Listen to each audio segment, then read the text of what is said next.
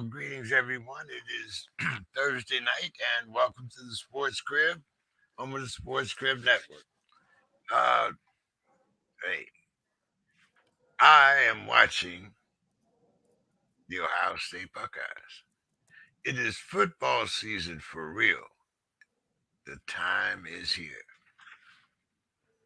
I think we have real football also a week from tonight, starting with the NFL Thursday night. Get all that. Mr. Carroll, how we doing this evening? I am extremely ready. Oh man, all of the work that you've done is now come to fruition. We will see what all those stats mean now. Is it just a tingling symbol, or is it real knowledge here? Let's see what's going on. Speaking of real knowledge, Bill, and we are talking about college football. What is ahead? Whoa, look at this. This is TD here, right? Minnesota? Oh, man. He doesn't make... should have made that. Should have ran that one in. Sorry about that. Anyway, why don't you give us a forecast, for what's going to be happening with these HBCUs? It does seem like, there may be a couple that are going to do well. Maybe when you speak of Deion Sanders, of course, you might be talking about extremely well. But and now Eddie George, having joined the it's- fold as a head coach as well. So, but other than that, other than those two, and actually I thought we thought that there might be more, but we knew of those two. But when you look at the overall future of HBCUs financially, what's the picture? Well, you've asked a very complicated question, so I hope you're ready for a very complicated answer. There's nobody here but us. It's fine. It's very different at different places. That's the first thing. So the trend recently has been for a lot of fairly well-known HBCUs to leave their traditional homes. Hampton is now playing in the Big South. For several years, Tennessee State has been in the Ohio Valley Conference. So a lot of the traditional powerhouses that used to be in the SWAC or the MEAC or the SIAC or the CIAA, every few years, one of them, leaves. Now, I think some of them may end up returning to the fold, but we've seen a disruption to some extent in a lot of traditional rivalries and traditional ways of some of these teams competing and playing. So here's the thing. Now, for those that don't already know this, it's sort of like that church that has been on the corner since 1878, right? When, Bishop, whoever it is, came up from whatever state he came from, right a little bit after the end of the Civil War, and founded it on this solid rock, right? And for many years, everyone went to that church because they had to, right? It was the only church. But now there's a lot more churches. And some of those churches are newer and nicer. And so in addition to just the fact that literally for a long time, in my lifetime, and obviously in your lifetime, the South was closed. The white schools were just flat out closed to, there was a reason that Walter Payton and Jerry Rice and Deacon Jones and Harry Carson and, Joyner and, the list, right? Doug Williams, whoever you want to, all the guys you can name, all the Hall of Famers we can name, Jackie Slater, right? There's a reason all those guys were at HBCUs, and it wasn't just their love of HBCUs. They couldn't if they wanted to stay home. If they wanted to stay close to home, they couldn't go anyplace else but an HBCU. If you want to play football in the South and you were a black kid between World War I and pretty much, really, we talk, the early to mid 1980s, this really began to change, truly change. you had the first ice breaking, right around 1970, 71, Nat Northington up in Kentucky and a few others. And then Maryland, even in the late 50s, sort of broke it, but Maryland's a border state. But it was a crack, it was a trickle, and that trickle turned into a flood by the late 1980s. And now, somebody tweeted something out, or it might have been me, but somebody tweeted something out that Auburn's starting lineup, went from 0% black to almost 60% black in 20 years. It was like boom, right? 1969, 0. 1989, 60. What more do you need to say? I can remember at LSU when the only thing black was the nickname of the defense, I believe. Was it No. They actually, their nickname was the Chinese Bandits. You're thinking about the black shirts probably or something. But one of the Paul Dietzel and I don't want to get too off track, but one of the first people to try to break or skirt or whatever the rule about mass substitution. You remember the days of Iron Man football. And Paul Dietzel at LSU was always trying to look for some way to get around the rules. So he used to have these creative ways to essentially play more than one platoon, to play an offensive and defensive specialist group. And that special team / defensive group he played was called the Chinese Bandits. And even to this day, though they've lost that somewhat racist nickname, if you watch those big night games down at LSU, they still play the dun dun dun dun dun dun dun dun dun dun dun dun when there's a big defensive play. I don't think the kids down there even play it. I'm not even joking. I bet they don't even know why they play that music. But yes, that's where it comes from. They were called the Chinese Bandits. But getting back to, see, learning all that ridiculous trivia comes today. Here's what really, there's two things that happen.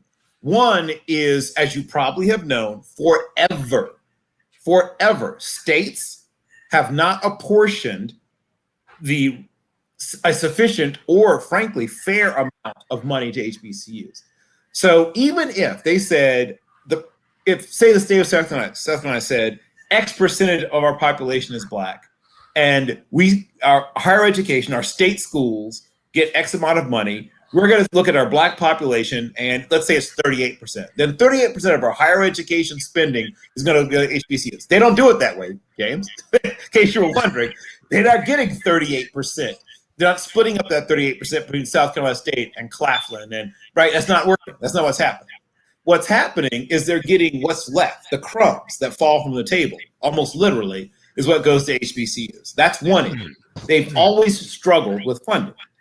They do also, with a couple of exceptions, Howard, Hampton, a couple of HBCUs actually have fairly large endowments. But most of them are almost like you and I, living from check to check, including some that are fairly well known. If you were to crack open the books at some quote unquote powerhouse HBCUs, you would be shocked how much, sort of post-dating checks and, paying things late. I'm not joking when I say this, actually. I've known people who've worked for the athletic departments of some of these schools, and we kind of laugh, because they say, I'm going to pay, we're going to do that, but we can't pay for it until 10 days later. It's like, oh, right? They're not joking. So money has always been a challenge. When even at the height of the height, when I think Eddie Robinson would have been able to stay within 10 points at most of Ara Parsegan's best teams at Notre Dame, when both Notre Dame and Grambling were great in the 60s and into the early 70s, that would have been a close game. Despite all the advantages that Notre Dame had, I'm telling you, that game would have been close. I'm telling you that in the 70s, the late 60s and early 70s, that Florida State, in fact, they actually played a game against Tampa University, which I don't think even has a football program anymore. But the first across interracial lines game in the state of Florida was FAMU versus Tampa. I think it was 71. And they wanted to play Florida State. Florida State was having none of it. In case you're wondering. And then Florida politely declined, and Miami said, "Do you think we're crazy?" Because they knew they would lose. Miami in 1971 would have no chance against FAMU. That's how much the world has changed. It wouldn't. That would have been a 2 or 3 score win for FAM in '71. Mark my words. So that's the first thing. So you combine the talent drain, the fact they've always been doing on a shoestring, and now that shoestring is starting to unravel. The saving grace, if there is one coming, a lot of people talk negatively about NIL. A lot of people talk. See, I kind of look at it like this. The first thing that goes on your shoestrings is that little thing that they put around the top. Yes, right. Yeah, the tassel holder, right? Yeah, and it looks so neat and and then it breaks. Yes, right. I mean, we both had to wear combat boots. We both had to deal with that, right? Right? Because when you get inspections, hey, inspections are for everybody.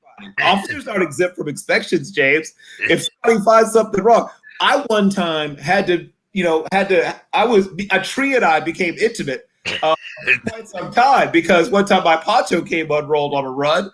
And so my feet, the tree and me the front leader rest got very, very acquainted with each other for what seemed like hours.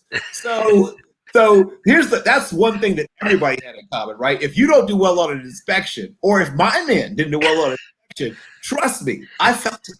Oh yeah, because you ran there with, you were right there. You were right there, and that was the thing that I loved about jump school and ranger schools. Like everybody had the same rank. Everybody had the same rank. Didn't matter whether you could be a lieutenant colonel. Didn't matter if you didn't make that run. Yep. Hey, let's see how many times you can go around the formation, sir. Right. I remember there was a guy, I think he was, now once again, old is different to me now, but the old man, when I went to ranger school, a major, and I think he was 33 or 34, we just marveled. Like, you're going to do this? All right. All right then, get some of this. And so, yes. But back to what we're talking about, we could do this. That's another show. We should have a whole other show for that. Because that would be a very long, very after dark, some of the things that you and I could talk about. But getting back to this. So the advantage that Notre Dame would have had on any of the schools I mentioned before, even in their heyday, is that everyone knew what Notre Dame, who and what Notre Dame was. Kids in the South, kids in the North, kids on the West Coast, East Coast. Notre Dame has always been on television or radio, if you want to go back to all the time, right? You can't escape Notre Dame. They shove Notre Dame down your freaking throat, right? So we've never had that. Even when Grambling or whoever was at their peak, there was never that national recognition. People knew Grambling, black people knew Grambling, probably all around the country to some extent. And then obviously some people, even white people in the South, kind of sort of knew Grambling. Kind of. But it's never, but one, the cash isn't there, right? Like you're not getting the giant TV contract, right? I'm excited about Eddie George at Tennessee State. I'm excited about Coach Deion Sanders for two reasons. One is it's making people who never paid any attention before pay attention, right? Whether they win, whether they lose, whatever else happens, there are people talking about HBCU football that either never talked about it before, or haven't talked about it for very long, or didn't talk about it for very well.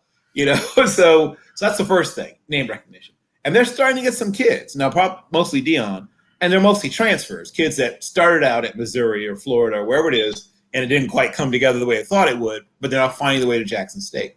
And they can't all go there, so that means some of them will go someplace else. The ones that, now that they realize that Prime says, yeah, I'm all full up at your position, now they're going to have to look at Alabama A&M. Now they're going to have to look at, I think it's a rising time that will lift all the boats. But money is still the big issue. So I'm back to NIL. Everyone's whining and complaining about NIL. I truly believe NIL, particularly for HBCUs, can actually be a very good thing, and I'll tell you why.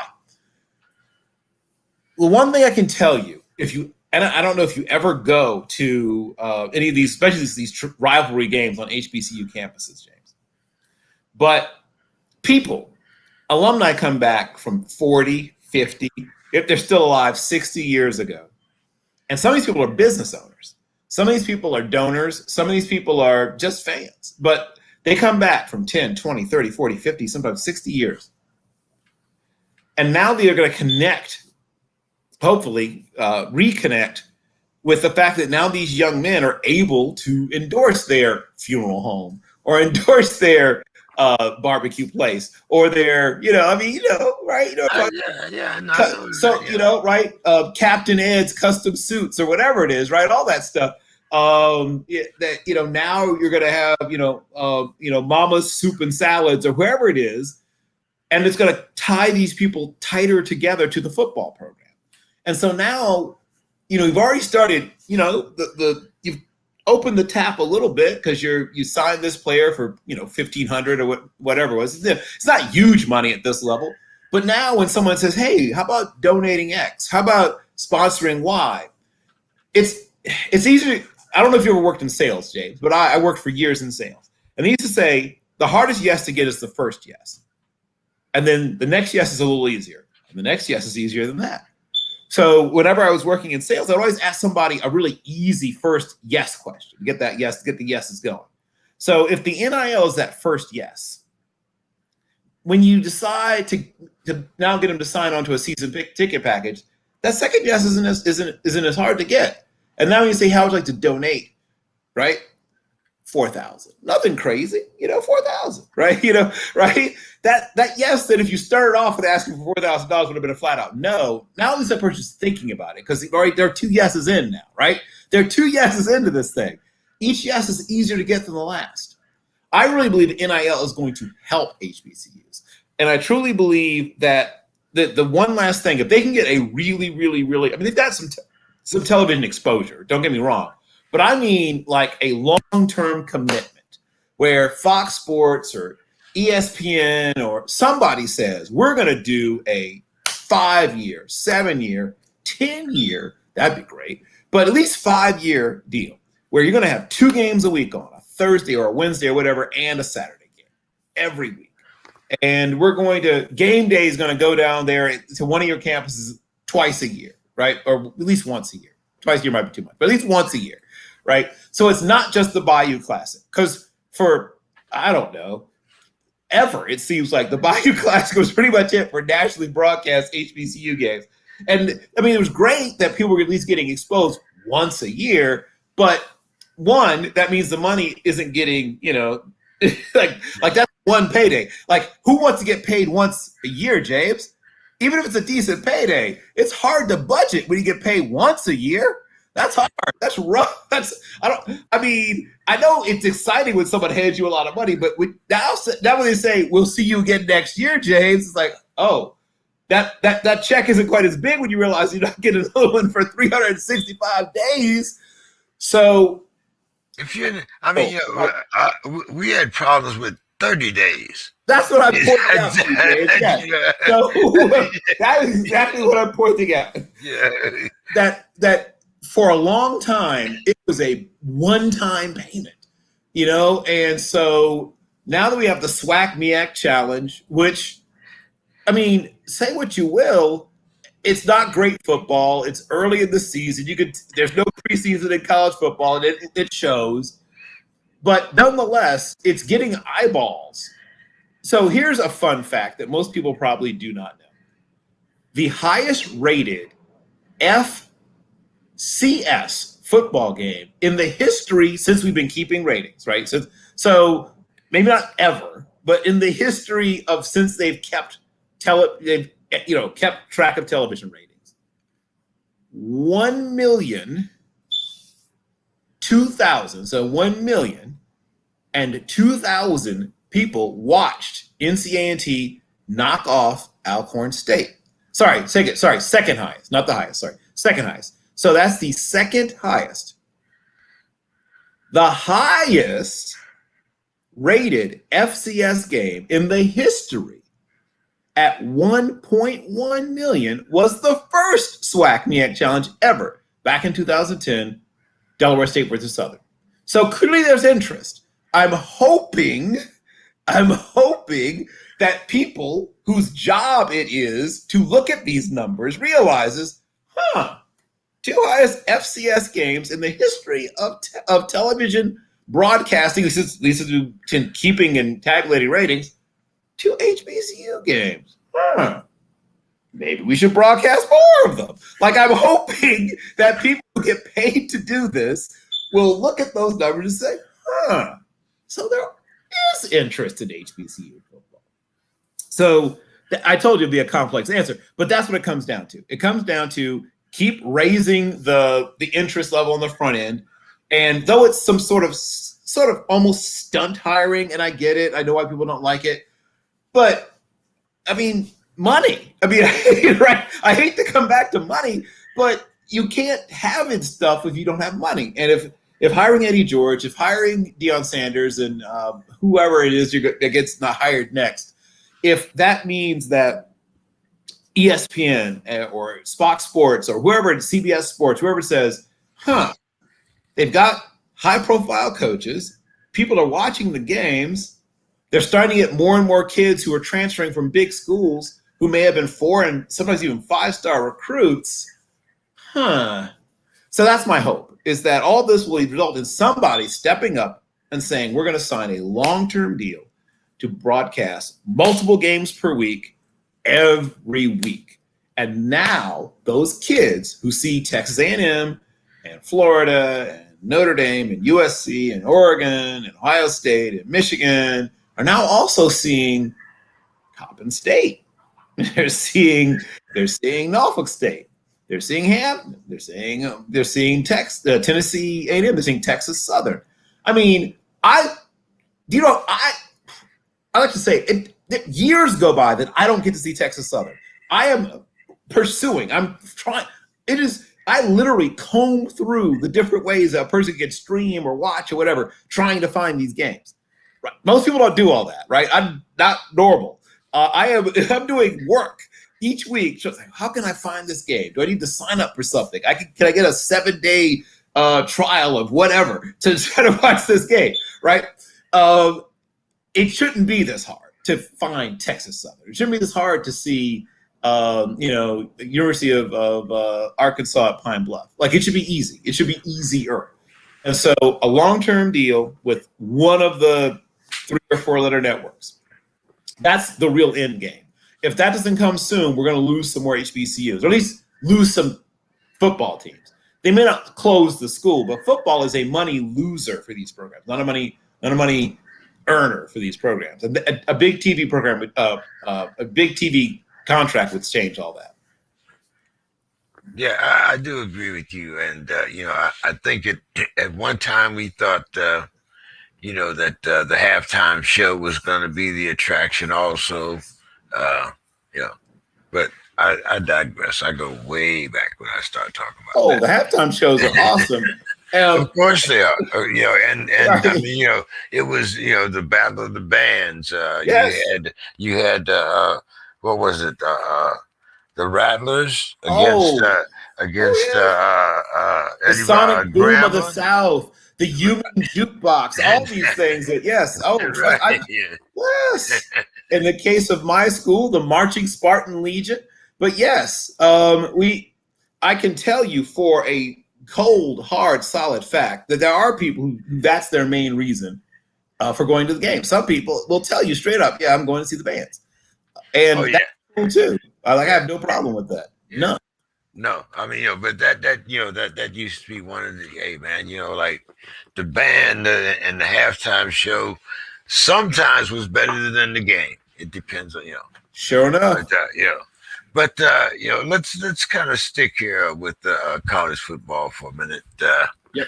And it's interesting that you brought up Texas A&M, because as I was strolling through material today, and all of a sudden, like, I get to this $9 million, and I'm like, oh well, this must be a new and upcoming coach here, but I mean, this is college football that I'm looking at, and Jimbo Fisher is up for an extension. Yep, correct. To 2031. Yes, sir. And he's going to also, in addition, get a raise of $1.5 million, which would give him a salary of $9 million per year. Correct. This is not even a top 10 college. Okay. I mean, when you start talking about waste in college football, should we start looking at coaches' salary Well, and athletic before directors? I mean, no, I might be wrong here, but if he makes $9 million a year, what does I mean? The athletic director doesn't usually make this type of money. Oh no, the athletic director is not anywhere close to this. In fact, you could take the athletic director, take the next 10 highest paid people and put them together, and you won't get to $9 million, James. I would say, even at Harvard and Yale, you're talking people making $250,000, $300,000. Stanford, you're talking about 380, 370, 400,000. Even at the largest schools in America, Michigan, Ohio State, and now UCF and Liberty, right? But even at these schools, Liberty of all places is one of the largest now. We're still talking about people making between $300,000 and $400,000, which is I would not turn it down. It's not bad money, but no one of them are coming close to the top paid football coaches at the big state schools, right? They're not even within hailing distance of them. You would have to take what the governor makes. You'd have to take what the what the lieutenant governor makes. The presidents and vice presidents all together probably still wouldn't get to what the top paid football coach in the state makes in most states in the South. I mean, I don't. So this is, once again, one of those fun facts. So with the exception of Rhode Island, Delaware, Massachusetts, maybe? I have to check on Massachusetts. But I know for a fact that Rhode Island, Delaware, Alaska, Montana, and South Dakota, because in North Dakota, the highest paid state employee is the head coach of North Dakota State. There's something like only 5 states or maybe 6 where the highest paid public employee isn't the top football coach at the biggest state school. And so this is not unusual. This is almost the norm. I mean, Alabama is not a rich state. Mississippi is not a rich state. But you wouldn't know it based on what the head football coaches at places like Alabama or Mississippi State make, or Auburn make. I mean, these people are making, and that's the thing, you're just looking at their salary. You need to look deeper into their contracts. In many cases, they get a free house to use of a private jet, healthcare that would make Bill Gates jealous. I mean, you should look into some of those contracts. Some of them have also like spousal benefits as well, like a driver and free use of a leased automobile for their spouse. If they have children, childcare that would make like the king and queen of England jealous. I mean, you should look at some of these contracts. I'm not kidding. You should look at some of these contracts. Like, wait. Well, that was kind of what blew me away. I mean, if I had said Ohio State or Alabama, even they're not. It wouldn't quite has been as shocking. But Texas A&M, like I said, when's the last time Texas A&M has been in the top 10? Well, forget that. When you get super bored, just look at what even coaches at some programs that aren't even top 25 programs, forget top 10. I don't think most people quite understand just how highly paid decent, not great, decent football coaches are. The great ones, and we don't quibble with the great ones, but the great ones, yes, are going to make ridiculous, amazing, mind-boggling money. But the thing that should make people's ears perk up is what the okay coaches are making, the decent, the good ones. There's a lot of money to be made if you could become a head football coach at a large university, even if you're just okay, even if you're just all right, But if you're really good, oh my gosh, you can write. I mean, it's generationally life-changing money we're talking about, James. Right. I mean, there's no need for Jimbo Fisher to ever think of coaching in the NFL. Well, that's the whole point of that, of what we just talked about.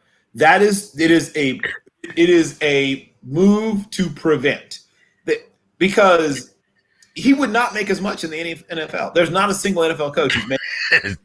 No, I'm not even joking. Look it up. No, I'm serious. I mean, I'm just, like I said, this was one of those boring moments when, just looking through and skimming through and what did I see that right? Really, $9 million? Okay, all right, and like I said, not even a top tier coach, but I'm sure we'll get Bill back. And it is very astonishing when you think of how much money these college football coaches are making, and we're talking about why these kids are having trouble or managing to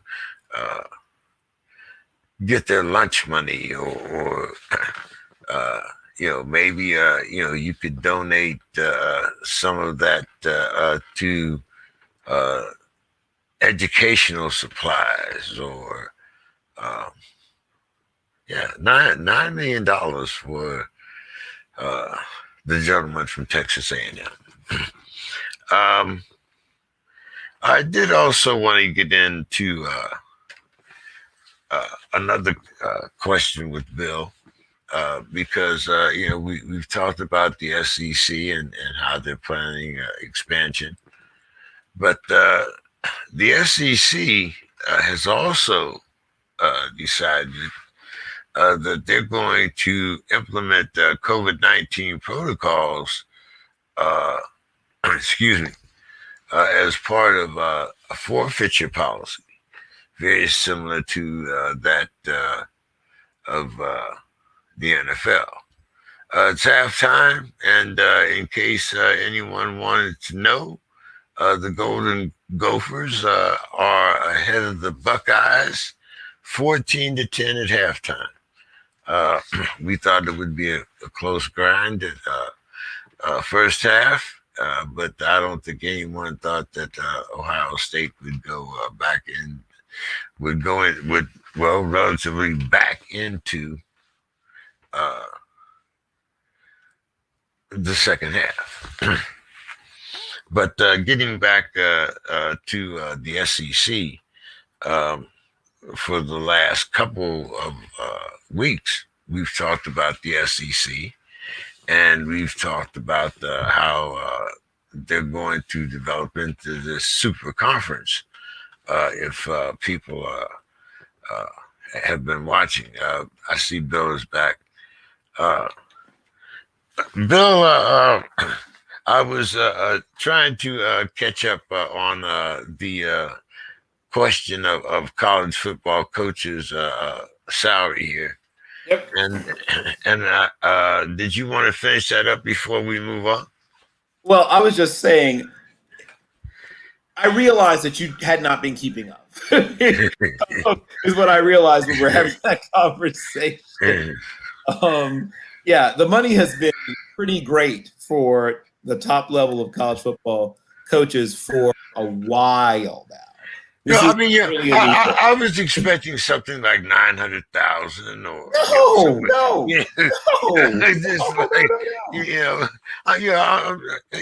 Like I said, I don't think. Well, has Mike Tomlin made $9 million during his entire coaching career? Oh, he's made $9 million in his career because he's been there so long. But I'm just gonna lay it out for you. Scott Frost. I don't know if you realize this, but my alma mater, or at least where I got my master's degree, Illinois, who were the 7-point underdogs. I called this when I said that. I said they wouldn't cover. I didn't know that Nebraska was going to flat out lose, but I definitely knew that Illinois was going to cover the 7. But they lost to Illinois. Scott Frost is scheduled to make $483,332 in base salary, and then has a chance to make another, basically up to $5 million, another $166,667 in fairly reachable bonuses. But I mean, he still might not reach it because that team does not look great. But he's sort of a member of the $5 million club. Mike Leach at Mississippi State's a member of the $5 million club. Mark Stoops is a member of the $5 million and up club, as is Mel Tucker, right? Finally, a brother, right? Mel Tucker at Michigan State. Pat Fitzgerald, Coach Fitz, who richly deserves it, at Northwestern's a member of the club. Ryan Day is a member of the club. Tom Herman, who might get fired, but at least until he gets fired, he's a member of the club. Gary Patterson is a member of the club. But hey, it's the severance package on $5 million must be pretty. I mean, oh yes. Oh, trust me, he'll be okay. He won't. Once again, we will not be passing the hat for Coach Herman and or Coach Scott Frost if they do indeed not make it throughout the season. The big bargain is Lincoln Riley, who for a mere $6,202,726 in base salary, and then he has another $515 in some deferred money, and then some bonuses that he probably will reach of about 300 and change. So he'll probably be at a little over $6.5 million altogether in total compensation. But he is a flat out bargain, my friends. And so above him is Gus Malzahn, who is not a bargain. When he had Cam Newton, he had Auburn rolling, but and he was just the OC in those. He's with the head coach, but things have not gone that well for him since. But he's still making almost $7 million. He's $6,900,000. Yeah. I mean, like you said, no need to pass the house. Oh, he'll be okay. Yeah. We will not have to. We will not have to have a chicken box luncheon raffle or any of that stuff. No. Kirby Smart, who checks in, also just a little under $7 million. And as you mentioned, Jimbo, who already is making $7.5 million, is about to sign an extension. They'll bump him up to the number 2 spot. He will, once he gets his new deal, he'll bypass Jim Harbaugh, and he'll then go above Dabo Swinney, and then even edge out Ed Orgeron, who's coming in at $8,687,500. But at the top spot, deservedly, at 9, his total compensation $9,300,000, but $9,100,000 in base salary is Coach Saban, and once again, richly deserved. Nobody's going to ever complain about that.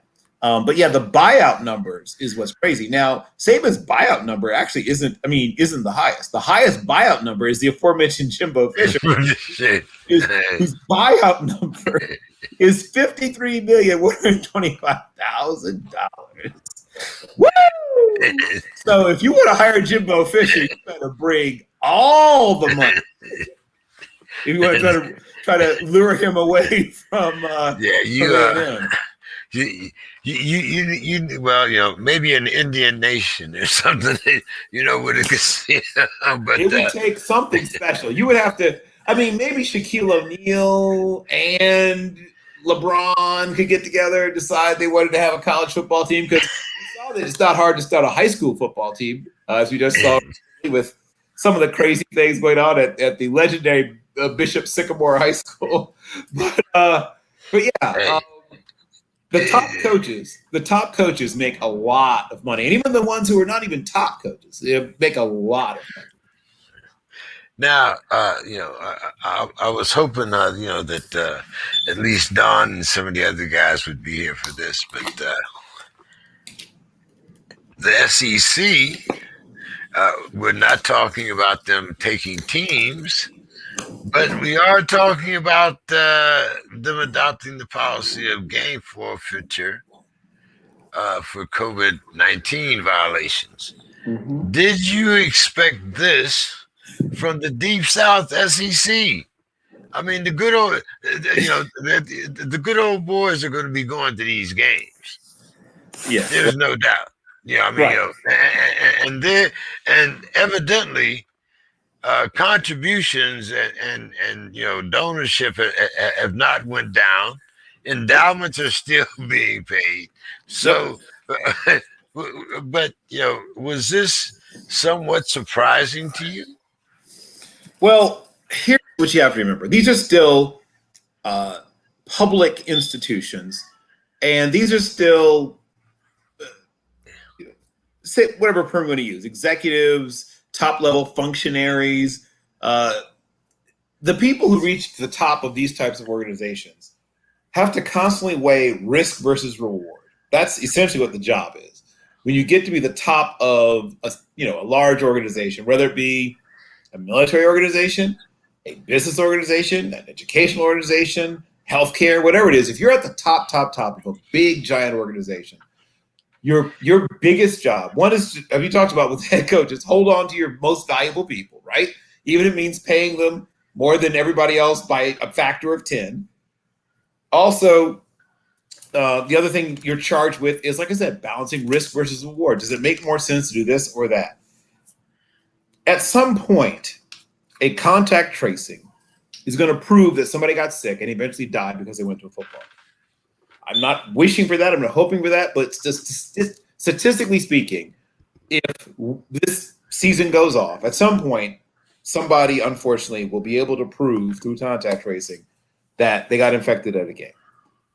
So if there are things going on at the team level where these young people with their whole lives ahead of them are not being protected as many ways as they can be protected, and it can be proven that a school has not done what it needed to do, it just makes sense from a risk versus reward factor, quite frankly, James, to punish them by forcing a forfeiture.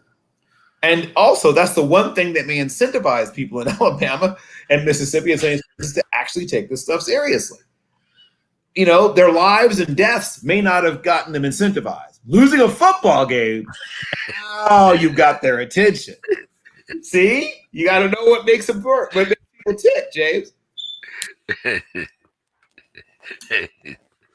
Hey, it's amazing, when you look at the voting record, but then all of a sudden, when it comes down to our football, hey, that's our God-given right. We'll take vaccine, whatever has to happen. It doesn't matter. Uh, let's just touch a little tiny bit here on your Lakers, because they have now finally decided that they were going to sign a youngster to the roster, Mr. Rajon Rondo. Yes, right, exactly. Just a kid. Bill, are you concerned when Rajon Rondo is one of the youngest guys on your team? So, I mean, in case you're wondering, so I'm just going to stick with people who are over the age of 30. So here is just the guys over 30. Kent Bazemore, just a mere child of 32. Russell Westbrook, a pup, also at 32. Wayne Ellington, just a slip of a boy at 33. Wesley Matthews, in his prime, 34. Dwight Howard, just beginning to get his man's body at 35. Rajon Rondo, 35. Trevor Ariza, really a very young 36. And of course, LeBron James, but the leader of the band, right, in terms of this at least, of the approaching the Metamucil crowd, is Carmelo Anthony at 37. So over 2/3 of your roster, James, are 30 and above, in case you were wondering. So the kids, the little whippersnappers, include Kostas Antetokounmpo. Yes, that Kostas Antetokounmpo, the youngest of, I think it's the youngest of the Antetokounmpo brothers. Just 23 years old, so he can't rent a car by himself yet. And then, but he's not the youngest; he's second youngest. The youngest is Talen Horton-Tucker, who is just 20, which means he could literally be the son of the oldest guy on the team, Carmelo Anthony, just in case you were wondering. But Malik Monk, who I actually have high hopes for, is Malik Monk. He's 24, and I hope sorry, 23. He has a chance to show what he can do. Devontae Kaycock is 24. We'll see if he even makes the team, but he's young at least. Kendrick Nunn is 26. Anthony Davis, though he feels older, is just 28. And then from there on, everyone is, the guys going to be. But yes, I am very much worried about people talk.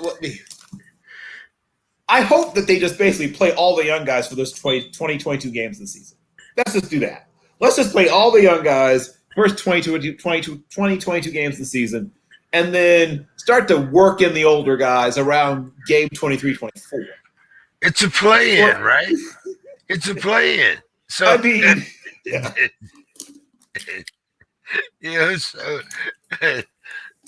So what's the big deal about the regular season record? But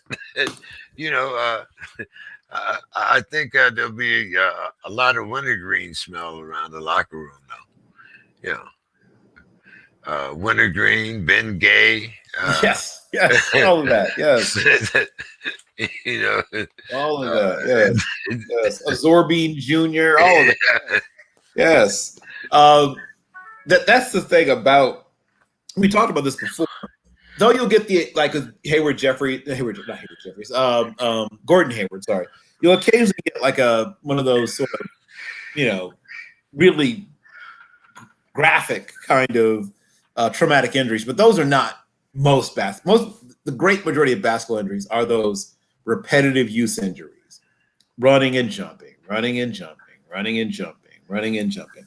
And Russell Westbrook plays a very draining type of basketball. I know he will not like being essentially put on ice for about a quarter of the season, but for his own good, I would essentially have him do almost nothing until about game 24, Chase. I would love to believe that somehow it'll all work out.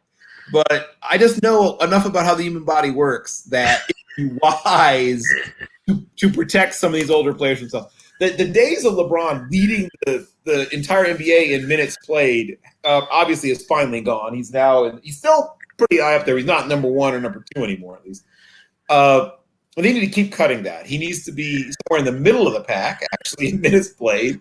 And some of these guys need to be even below the middle of the pack in minutes played. But yes, if the whole point is to, start to sync it up and really start to come together in the last quarter of the season, be a fourth, fifth, whatever seed, make it at least, whatever. And then everybody healthy, everybody ready to go when the playoffs roll around, which is more of a challenge, as we said, when more than half of your team should be eyeing retirement soon. So yes, there is, at least for basketball. Yeah, they got to be. Hats off to the coaching staff on figuring this one up. I hope they have a really good plan. I'll just leave it at that, dude. Good luck, everyone.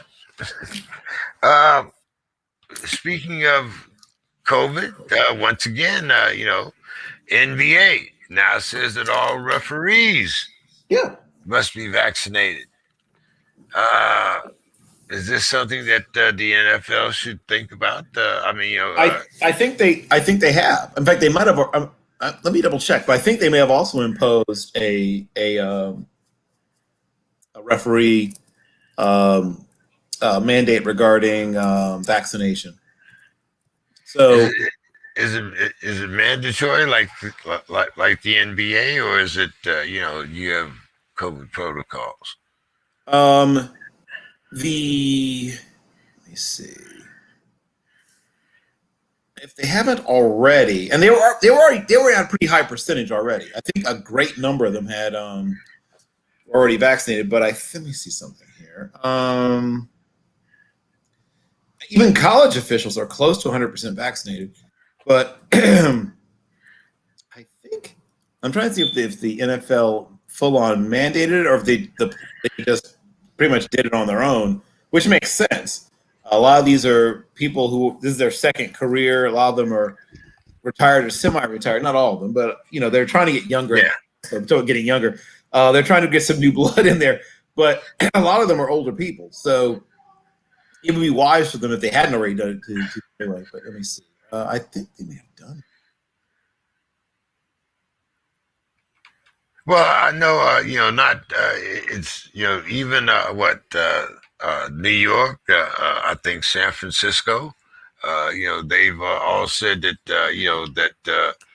players as well must comply with the vaccine regs of that state. So uh, it seems to be getting smaller. That window of voluntary seems to be getting smaller and smaller. I'm pro-vax, so it doesn't really matter to me. But uh, are we, are we really getting to the point of mandatory, but not really calling it that? As a private business, I mean, this is something that they can do. It's not like, of course they can, yeah. So I see nothing wrong if you're, and I brought this up, some of my boxing shows also. I see nothing wrong with if this is your occupation and you have a certain obligation. Well, let's put it like this: your job comes with certain mandatory requirements. Now, you have the choice of getting another job. I mean, I'm not saying that that it might not pay as well, but you have a choice. You can, right. Well, I mean, we've seen this play out. I mean, Cam, whether or not Cam got cut because he wasn't vaccinated. We're going to talk about that. Okay. When we get to the NFL. So, okay. Kind of put that one on the shelf. I will put that on the shelf. Okay. All right. Okay. But yeah, the NBA, once again, the NBA, we've seen the NBA, be rather lenient, with as far as social justice and what they allow the players to do and not do. But they've also been rather strict on the rules that they do come down on. So, do you think that, this is once again, like something that is an example that other sports should follow of the NBA model? Well, here's the thing. Of course, really show a lot of leagues about the right way to do a lot of things. But the WNBA was close to 100% vaccination without any sort of mandate.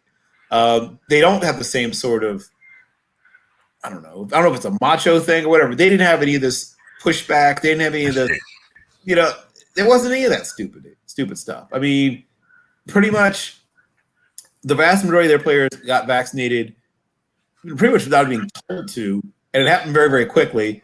And though the majority, 90-something% of them are already vaccinated anyway.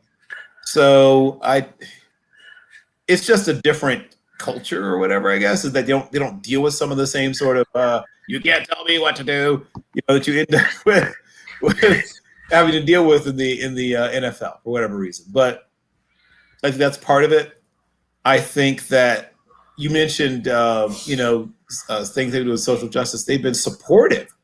Not only it's not just that they've allowed players, they have been supportive of players in expressing themselves regarding things like social justice. They have been supportive of players who, initially the WNBA was very ambivalent about, the out lesbians within the league, and now they've embraced them. They've supported them. They have celebrated them. So they've stopped being scared, for lack of putting it, their own athletes They've come to realize, that they have not only nothing to lose but a lot to gain by supporting their best athletes and their most impressive and their most impactful athletes, whatever their orientation. So we've seen growth, and they've come a long way. But I think they always have been further along in a lot of these things than the NBA or the NFL, and especially the NFL, which is a little slow when it comes to these things. So the NFL is playing catch up with a bunch of different things. There's no two ways around it, and certainly feeling like as we get closer and closer to the season and closer to teams realizing that you can lose important players at all the wrong times if guys aren't vaccinated. I mean, getting away from the whatever aspects, whether politics, where you want to call it, what's the most important ability in football, James? Availability. How many times we heard that, right? I mean, one of the ways you can help to be available is to make sure you're vaccinated. For one thing, you're not tested as often if you're vaccinated. So if you're tested less often, you're less likely also to be positive if you're not tested as often. They're going to test the unvaccinated players much more often, and they're going to hold them out longer if they have a positive test. So from a pure football standpoint, it is wiser to have a team that is vaccinated. It's not 100, then close to 100%. And there's a few teams that have hit that mark. I think the Chiefs are right close to it, if not at it. And what other team is right around 100%? Well, there's another team. I know two teams are either at or close to 100%. Let's get off here a little deeper before we get to talking about Cam, because of course we have the Jacksonville Jaguars coach. He's possibly there at the end. The union is looking into it because he admitted that one of the things that they looked at when they were cutting their roster down to 53 was whether or not a player had been vaccinated. Now, like you said, the best, the best availability is complete availability. So, from a business standpoint, it would make sense that you would want players that are going to be available. What is your thoughts? Are they really just doing what, bringing it out what other teams are really thinking but not saying? Okay, Todd Gurley is 27 years of age, and his phone hasn't rung. Why? Because he has an arthritic knee. So it's the availability thing. This is obviously unlike this. It's not a degenerative situation. You can come back from it fairly quickly. But anything that makes it so you can't practice, you can't play. I mean, football coaches don't want players that can't practice and can't play, James. I can tell you this from my experience. I'm pretty sure your experience matches that players who can't practice and players who can't play are never going to be the favorites of a football coach. That's not what they want in players. They want players who can practice and play. If they are forced to choose, they'll take one who can play, even if he can't practice, which, some players would do. Like Julio Jones, had a year, I think, where he didn't practice more than a handful of times the whole season. So that with some guys you do that, but not most guys. What most coaches want is they want players who can do both. And anytime that you're putting the protocol, you can't practice, you can't play. And it's just common sense, frankly, to do everything you can to have as many players who can do both, who can practice and can play. Yeah, right. You're not going to get an argument from me there, but it just makes sense. Yeah. And we also the NFL is bringing back social decals to the helmets. Do you think that also might be an influence from the NFL? I mean, from the NBA when they were, back to, I mean, now I think, that a certain person is not in the White House. I don't think things have to be as PC as before. What's your thoughts on that? Okay, so it's multi-layered. Part of it is that they realized they don't really have the hammer on this. They don't. They realize that at some point. They don't really have the hammer on this. If they wanted to turn this into a war, even if they won, the cost would be higher than the cost they wanted to pay to win this. And while the majority of players, and let's be honest about it, the majority of players are football players. They want to play football. And they don't want to be spokespersons or activists or whatever. But there's a decent number of players who either through whether it be personal experience or just being committed to the cause, are willing, even in some cases at the cost of their careers, as we've seen, to be very outspoken on this. It definitely has had an effect on the careers of a couple of players. And when teams look at the landscape, one, they realize that younger fans particularly are, for the most part, are not bothered, right? Are not bothered nearly as much. Now, you may have some older fans, particularly older white male fans, who are turned off by certain things and whine about it and claim they're going to stop watching football. Well, as the old saying goes, men lie, women lie. You know what doesn't lie, James? Numbers don't lie. And the NFL has been looking at the numbers, and the numbers say that people are watching a lot. And in the last year and a half or 2 years, and I used to work for the Nielsen Company, the AC Nielsen Company, which is the primary source of data and information about audience sampling and who's watching and how much they're watching NFL football. And for a while there, they got sort of caught with their pants down because of the quote-unquote cord cutting.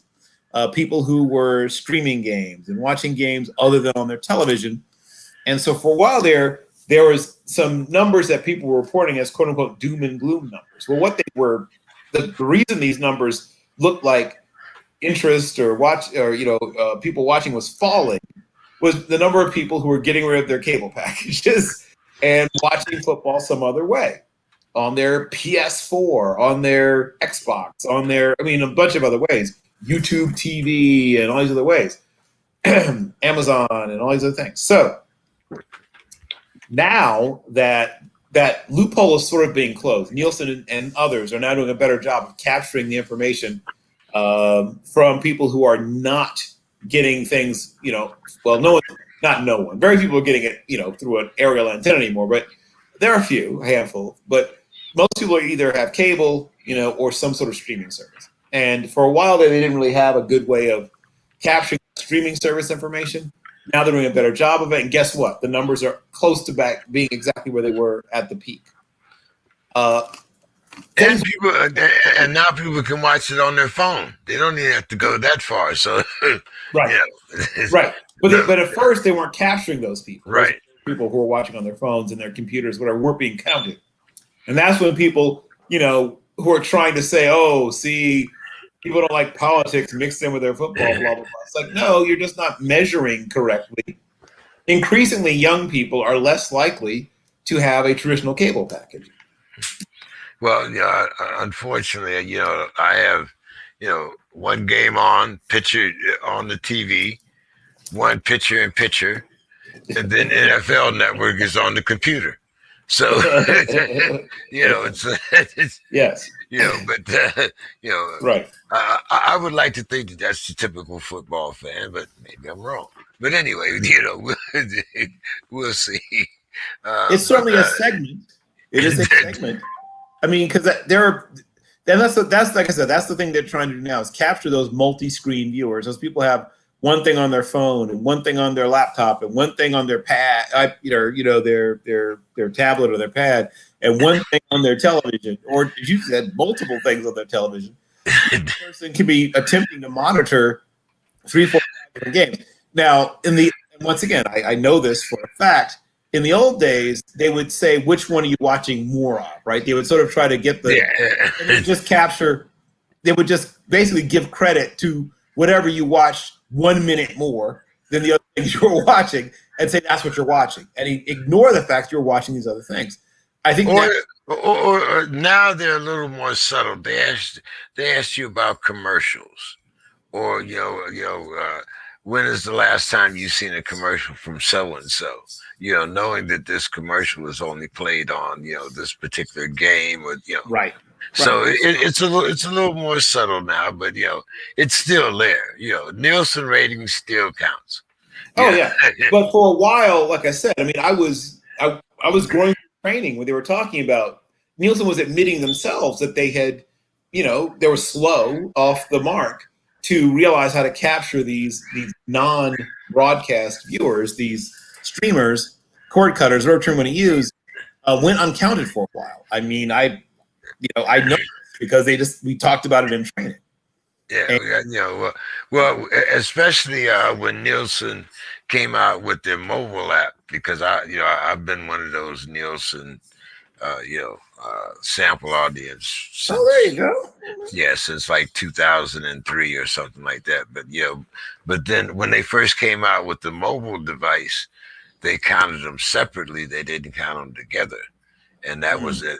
I think that made a big difference also. I was trying to get Mike on, but Mike's on vacation. Mike said his wife would kill him if she saw it, but I could, Demetrius had some little travel difficulties. I was hoping that we could get Don on, but anyway, let's kind of go on here.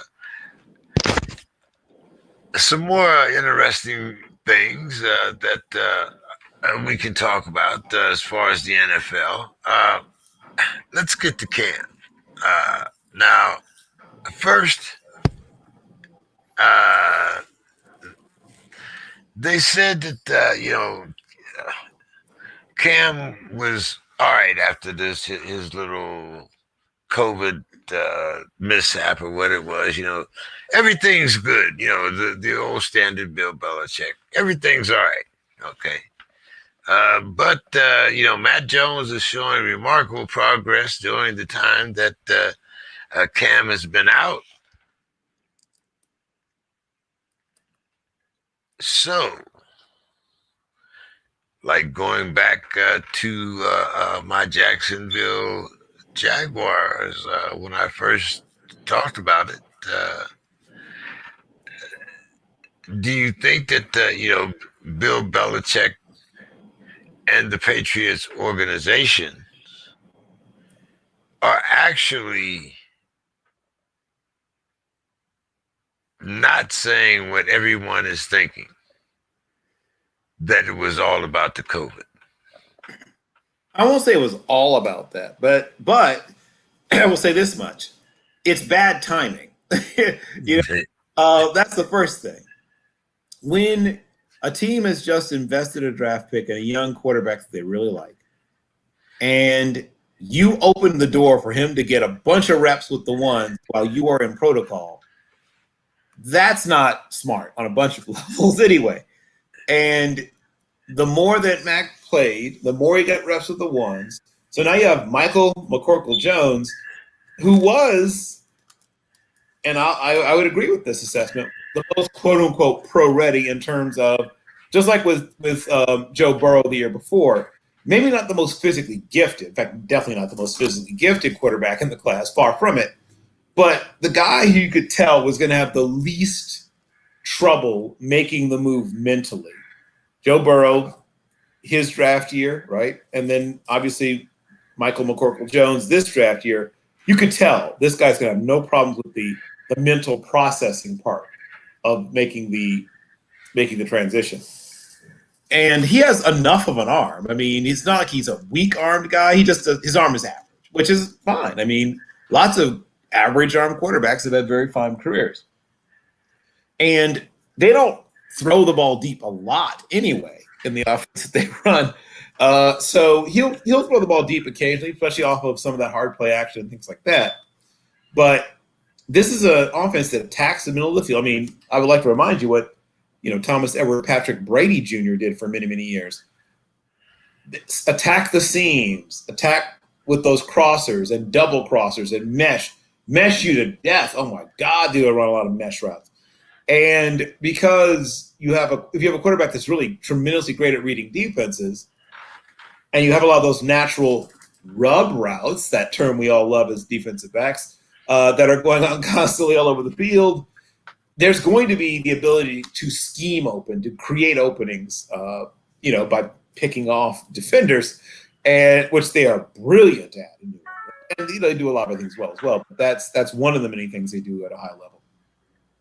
It's an offense that's really built around a lot of his strengths. They throw the ball deep occasionally, but mostly they throw the ball in the short to intermediate. They throw to the backs. They throw to tight ends. They throw to slot receivers. They're going to look a lot like the offense that Tom Brady ran the last couple of years he was there. And I believe he's going to probably have a really good statistical season. Now, it doesn't mean that New England will have a good season, but I think that Michael McCorkle-Jones will probably be number 2-ish, I think, amongst the rookie quarterbacks in terms of statistical production. Okay. Number 2. You might have to come back to that one there. I'm going to make a little mental note of that one there. Number 2. Okay. But let's move on here because let's see who else did I want to talk about? Well, do you think that Cam? I mean, of course they had to make it public, and it's what the Cowboys do. But now that the Cowboys have passed on Cam, do you see a landing spot for Cam? Well, there are plenty of potential landing spots for Cam, but the place where he ends up is a place that none of us are talking about because the starter that gets hurt later in the season hasn't been hurt yet. I mean, that's, there are obviously people talked about the Texans as a possible landing spot. I'm thinking probably not, but it's not out of the question. But I think the place where he actually ends up is a place that none of us are talking about because whoever that is hasn't gotten hurt yet, right? It's going to take a team that is a contender that feels like even though Cam may not be the Cam of old, he will do enough, to help them stay afloat, whether he's a finish out the season situation or a guy, get us from week 11 to week 16 or week 17 kind of situation where we're going to give it back to our starter. Either way, it's going to probably take an injury. Cam's not the kind of guy who's, as we've talked about before, who's just going to be content to hold a clipboard and try to make your young quarterback better or back up whoever it is. He's the kind of guy that still thinks of himself as a starter. Whether the NFL agrees with him or not is being decided literally as you and I speak. And I think he'll get at least one more bite at the apple, but that bite will probably come, as I just said before, when a contending team has a quarterback get hurt. Speaking of bite from the apple, which OBJ are we going to see this year? We're going to see a different one from the ones we've ever seen before, because I think he's finally gotten to the point in his life and career where he puts whatever happens with the team's success. Not to say that he wasn't a team player, don't get me wrong, but I think he. I mean, every receiver cares about getting touches and putting up stats. Look, I mean, he's never gonna. No receiver ever truly didn't care about that, right? But he will get to the point where that's not his driving force. He will be able to. People are wondering, well, man, 2,000-yard rushers, is OBJ going to lose it? No, he will be. If the team is winning, now if the team's losing and he's not getting touches, yeah, you're going to hear about it, right? But if they go 12-5 and make a deep playoff run, OBJ, Odell Beckham Jr. is not going to be the reason that team doesn't go further, right? He's not going to have some sort of fit or whatever it is people are worried about. He's highly competitive. He's very talented. Obviously, he's not always been able to stay healthy. But the real challenge previously has, when he was with the Giants, he knew that if he didn't get a certain number of touches, they had no shot. People have already forgotten how bad the Giants' offense was towards the end of Eli Manning's time there, and like I said, OBJ's early part of his career. There's a reason he had to make all these spectacular catches. There's a reason. There's things going on there. That was not a good team. That was not a good offense. And he was clearly the best player on that team. And obviously by, he's the best player on the team. He's also the best player on the offense. So he was carrying, in a way that wide receivers normally don't, that team, because even when he wasn't getting the ball, he was taking the safety over to his side of the field. That meant the safety couldn't easily get to runs on that other side of the field and could not get to pass plays going down, the sideline or, anything outside the numbers deep on the other side of the field. So that's the first thing, is he's constantly taking double, in his peak, he was taking at least double coverage with him everywhere he went. So people have, whatever reason, love him, hate him, whatever. People have built up certain things about him in their minds. But people forget, this is a guy that shared a lot of touches at LSU with his quote-unquote brother, right, who he's been reunited with now with the Browns. Jarvis Landry and he, who literally call each other brother, managed somehow to get along just fine at LSU, where they had to share, as basically two number ones at the collegiate level. I just think people have, like I said, overblown some of the stuff he does. And it's not like he's Antonio Brown. You know what I mean? Like, it's not stuff where he's antagonizing teammates or any of that stuff, right? It's all stuff where he's just getting heated or excited, or somebody's even mad at himself, or a kicking net or whatever it is. But it's never something where he's throwing a teammate under the bus. It's never something where, he's causing dissension in the locker room. He's not that kind of young man. He's just super competitive, frustrated, and, of course, I think the main issue has been injuries. If he stays healthy this year, he's going to produce. Hey, we'll see and how he plays out in fantasy. That's another reason why I was hoping Mike would be here to give us, because I got a ton of fantasy questions for him. But kind of sticking with the I don't know if you want to call it the absurd, maybe here. Tony Romo says that Zach Wilson will be a top 3 to 5 quarterback within the next 3 to 5 years. What's your thought about that?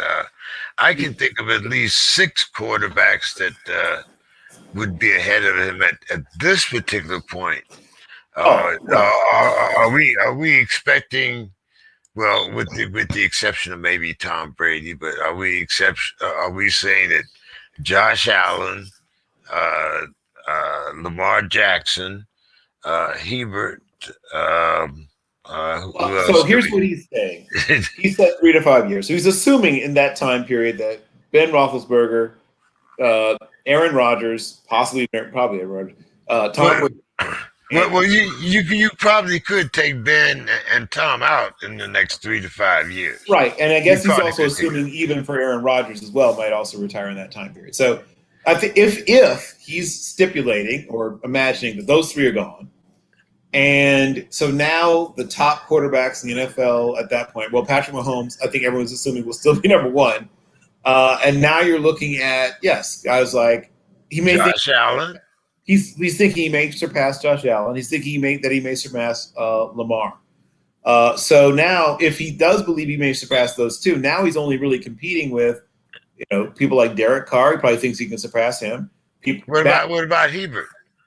Well, so I think Josh Herbert is one of the guys he believes will probably be a number 1 or number 2, because Josh Herbert, even though he doesn't run quite as well as Allen, but he's basically a more accurate Josh Allen already, and he's younger than Josh Allen. So I think he's thinking that guy may be number 1 or number 2 probably after Mahomes. So he's thinking that 1 is probably going to be, by that point, will be Mahomes, that 3 to 5 years span in the future. Herbert, I'm thinking he's thinking he'd probably be number 2. And now you've got a combination of, guys like, we'll see what happens with guys like Justin Fields, but there's a lot of young guys. Like we're about to have a big turnover, right? Breeze is gone, right? Manning gone. Phillip Rivers gone, at least for the moment, and I think he'll probably stay gone. We're in the next 3 to 5 years, we certainly could lose Brady, Manning, Roethlisberger, Matt Ryan. So if that whole sort of generation of quarterbacks is retired, it's not impossible. The things you like about Zach Wilson, he's mobile. He has a very strong arm, a top 4 or 5 arm in the NFL. He's very confident. Some might say cocky, but he's certainly very confident. I think the main thing that would, if there is something that prevents him from getting there, the main thing is, I'll just spell it out: JETS, Jets. It's difficult to become great if your team is bad. And I'm not going to say it's impossible, but it sure is hard. I've seen lots of really talented quarterbacks, from Archie Manning to, Greg Cook to David Carr to Neil Lomax. I mean, there's a long list of them I can think of that were really, really talented. Burt Jones, the team wasn't bad. They just weren't great. And it was still the year of super teams, and they weren't a super team. But a lot of times your situation determines how high you can rise. So if you really believe in the Jets coaching staff and the Jets are going to get it right and their front office is going to, stop making terrible mistakes in the draft and all the other things that they've done, then it could be made to happen because the talent is there. Zach Wilson has a special level of talent. I just worry about the team around him. Oh, you mentioned Phillip Rivers coming back, but just like you, as usual with the Colts, hey, you get 1 positive, you get 2 negatives. T.Y. Hilton is out. So, what's your thoughts now? I know everyone was talking about the Colts defense, but what does this do now about the Colts as far as their outlook in their division? What's your thoughts? Well, I still think the Colts will be fine. They were planning to really, really, really run the ball. And now they're really, really, really, really going to run the ball. So if you're like me and you love – I've been telling people for a while, if you wanted a fantasy segment, that no offense to McCaffrey, no offense to Kamara, no offense to even Dalvin Cook, and those are all guys that are certainly worth taking early. I think the running back, especially if you're in a keeper league, that's going to give you the most bang for your buck, and you can sometimes get him, pick number 6, 7, or 8 sometimes even, is Jonathan Taylor. He's about to have a monster year in Indianapolis. Think about this: an unsettled quarterback situation, a great offensive line. He's young, he's strong, and he's fast. He should get the ball a lot, both in the passing game as well as obviously as a running back from the backfield. He's about to have a monster season. Well, hey, we'll see. Let's see. One more before we go. Oh no, actually, I have. Okay, we were just talking about the Jets a few moments ago. Bill and I know this is something that I really wish Demetrius and some of the other guys was here. But what offensive line do you think is going to give up the most sacks this year? That's a fascinating question. It's probably one of the teams with a rookie because rookies hold the ball. So of the rookies I've seen hold the ball the most and who will start right out of the box, I think Trevor Lawrence, and the Jacksonville Jaguars offensive line is not good. I think that's a really good chance to win, if that's the term one uses to describe what we're talking about. I think they'll be one of the top teams in terms of sack absorption. Obviously the Texans should be somewhere in there as well, depending upon what happens with them. The Texans are obviously a mysterious situation for a bunch of reasons. A lot of things could happen with the Texans, but they're going to be bad almost no matter what of those things happens. And bad teams give up sacks, so they should be somewhere in the mix. Who else has a chance to just give up a lot of sacks? Russell gets the ball out, even with his offensive line being bad, so he doesn't give up a crazy number of sacks, though he probably should.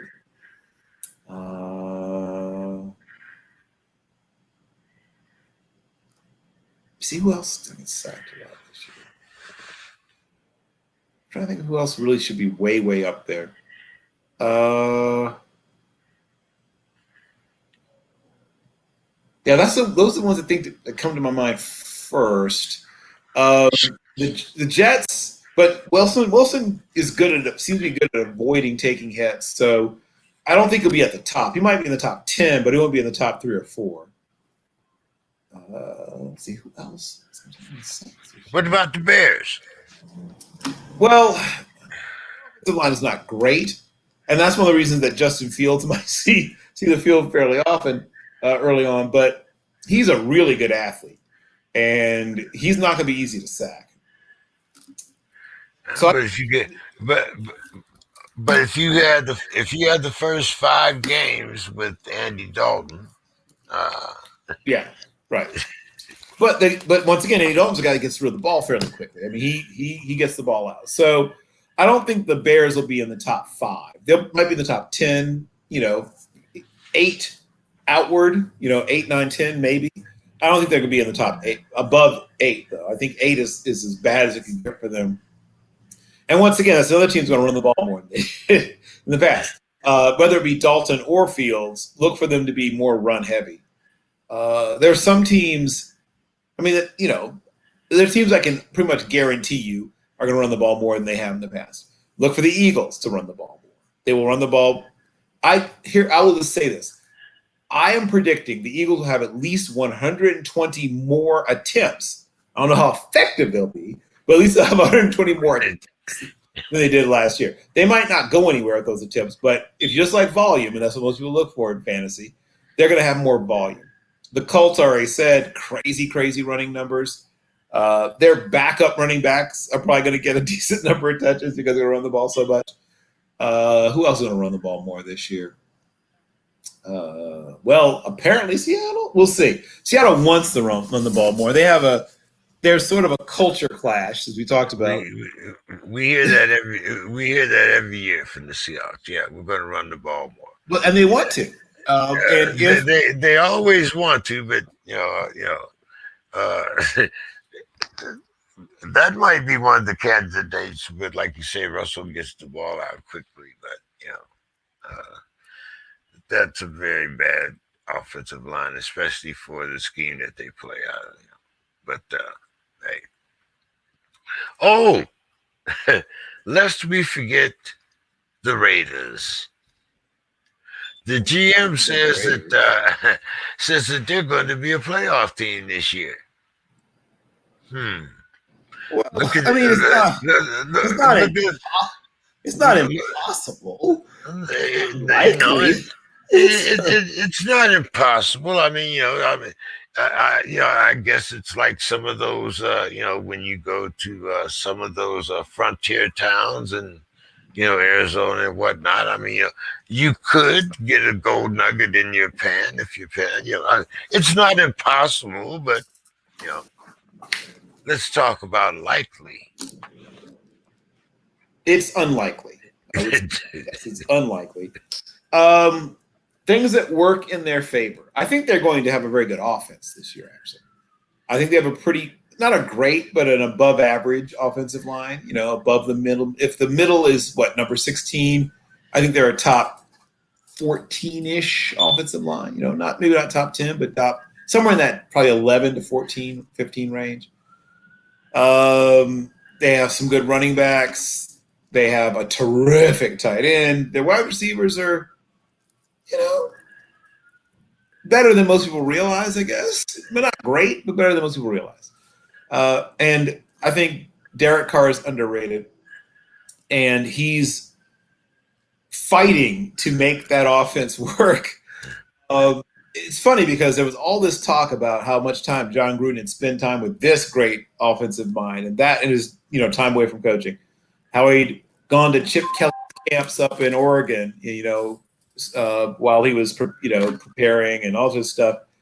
And this is obviously a few years back when he was still broadcasting, but he was spending all this time gathering ideas, and then he trots out this offense that is right out of 2005. But despite that, Derek Carr has managed to make it work a great deal. The question that if their defense if they have a top 12 defense, that's not a crazy statement anymore. If they have a top 12 defense, that's a team that can win 10 or 11 games. That's been the thing that's been holding them back is, they have given up some, are you kidding me, plays, where you lose a game that you just can't, it seems like it'd be impossible to lose. Like, how did you lose that game, right? They have lost games in last-minute, heartbreaking, fashion, where they've given up Hail Marys, long runs, all kinds of stuff to lose games. That defense, which is a decent amount of draft, like a decent amount of draft capital, guys who've been drafted reasonably high in the draft have been on that defense in the last few years, but few of them have panned out. The one that became a superstar, they traded, right?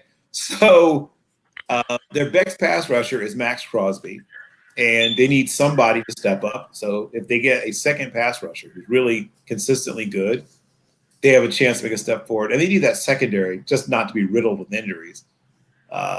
They have had a few players who just can't stay healthy in their secondary. And so if that changes, that's a lot of ifs, I know. But if all those things that I mentioned before happen, yeah, they could make a run in the playoffs. I just think that it's difficult to make all of those things align. All those things happen.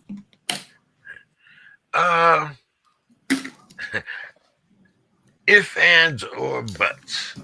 Yes, indeed. I think they all go into this question here because maybe it was if Jerry was smoking a blunt before he said this, but he woke up afterwards and decided that hey, maybe but anyway, it's out there now, and like they say, sometimes you shouldn't hit send. But Jerry Jones says that Tony Romo is not just a Hall of Famer, but a first ballot Hall of Famer. Well, you're kind of required to say that. And when you're the owner of the team where someone spent their entire career and rewrote the team's record book. He could have said Jason Witten is a first ballot Hall of Famer. He could. There's a lot of people. Come on. Tony Romo. It's no more true, but it's no more true of Jason Witten than it is of Tony Romo. Like, neither of them are first ballot Hall of Famers. They're both borderline Hall of Famers. I think Witten eventually makes it just because, he was very good for a very, very long time. Never great, but very, very good for a very, very long time. That's what I'm talking about. Defensive touchdown. That's what I'm talking about. Okay. All right. Okay. Yeah. Homer, so I'm sorry. Yeah. So that's the real challenge right now. Right. It's the real thing. Like, the thing that makes it hard for them right now is that Tony Romo was one of the top 5 or so quarterbacks for about 6 or so years. But I can say the same of Kenny Anderson, right? And not only is Kenny Anderson not a first ballot Hall of Famer, he's not in the Hall at all. So, in fact, it's interesting. The case to be made for both quarterbacks, Kenny Anderson, I mentioned, who's not in the Hall, and Tony Romo, who, I don't think anybody I don't know if Jerry Jones truly believes he's the first ballot Hall of Famer or is just saying it. Because this may come as a shock to you, James, but I have discovered that sometimes Jerry Jones says things just to say them. Oh, really? Just to keep the Cowboys relevant? He truly believes that all publicity is good publicity. So, yes, Believe it or not, James, I think he just sometimes says some things. And for whatever reason, people love printing and quoting and showing basically everything that Jerry Jones says, partially because he's entertaining. He's by far the most entertaining owner in football. It's not by far. By it's far. not even close. No. I'll probably mention a name that probably nobody knows but me and you, but he's the P.T. Barnum of the NFL. Phineas T. Barnum, yeah. Like I said, but me and you might be the only ones that know The name, yes. So, yes. Once again, showing my damn age. But once again, I'm going to kind of tap into your expertise since Mike is not here, because you do participate very heavily in fantasy football drafts and predictions and whatnot. So I'm actually going to start at the bottom of this list here, and I'm going to ask you: do you think that I'm trying? I have to get his name now. Ramondre. Ramondre Stevenson. Right. So, do you think that he's going to have any value as a back in Belichick's system? Now, I will admit that I've been kind of sucked in to James White as a fantasy player because of his value. I know that he's not going to give me a lot of points, but he's always going to give me some points. Yep. So, in a PPR league, James White is a very solid selection. Right? Especially in a 1 point PPR league, he's a great selection. Yes, in half point, he's still decent. If it's non-PPR, then James White is a guy that you just always feel like I probably should have taken someone else. Right. So it all depends on what kind of league you're in. So here's the thing about Ramondre Stevenson. He has a lot of skills, and he is a big, fast back. But he doesn't know the offense well enough. He doesn't know the protections well enough to play a lot. So it depends on what kind of league you're in. If you're in a keeper league, if you're in a dynasty league, then yes, I have Ramondre. In fact, in one of my dynasty leagues. He's not going to see the field at all this year. I mean, for me, I'm not talking about for the Patriots. He's dashed on my bench because he's not going to do enough this year. And we all should learn our lesson about the Patriots and running backs anyway. Why don't we listen to ourselves? We say this every year. I'm not doing it this year. This year, I'm all the running backs. I'm not getting stuck in – I'm not – Sony Michel, go away from me. Of course, he's now moved on too. But Rex Burkhead, go away. Like all of them, right? Every time you think you found the Patriots running back is going to be a consistent double-digit guy, it's like Belichick has heard that's what you thought. It's like, I'll show you. So, hey, it's time for Jonas Gray to get all the touches. So you have to say to yourself, if I'm drafting any Patriots running back, I'm doing this for when my other running backs are on a bye week. If you're doing it for any other reason, you're going to at some point be angry at yourself. That's what I've learned, James.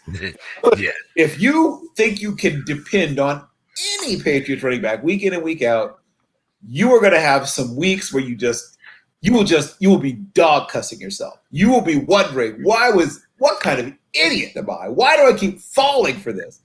It never works out the way you hope it will.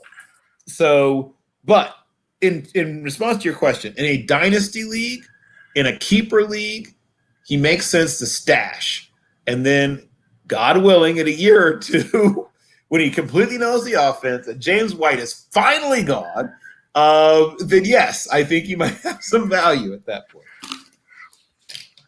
Okay, now here's some sleepers that I've picked, and you tell me what you think. Okay. At number 10, Devin Singletary.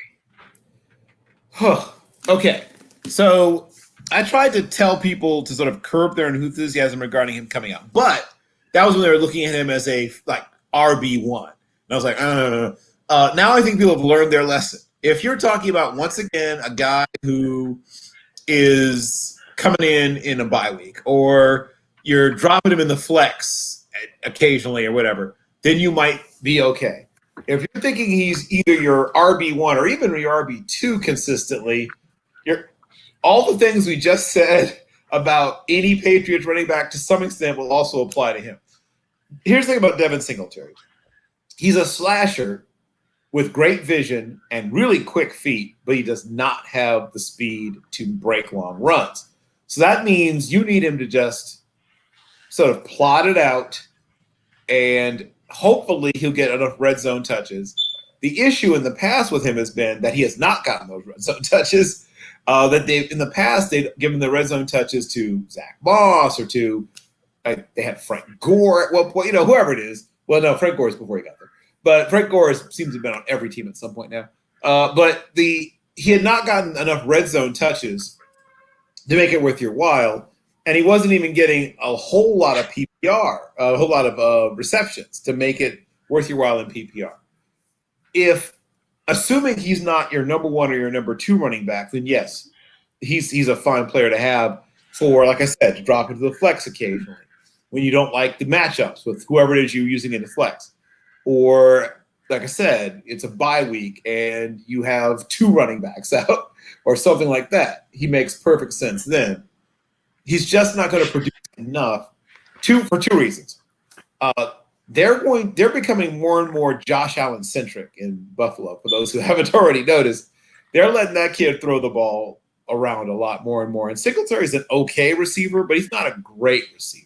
He's an okay receiver. So at times they're going to swap him out for another back who's more of a better pure receiver in passing situations. And I still worry about him getting enough red zone touches. I really think he's going to end up being vultured, as the term we use sometimes, by another back. And that's my only concern about him being a consistent point producer. But once again, if you're getting him late, right, if he's your last selection in the draft or something like that, and you're pretty solid at every position, yeah, what the heck? Pull the trigger. Gerald Everett. Joe what? Gerald Everett. Oh, Gerald Everett. I was a huge Gerald Everett fan at one point. So I here's the good news.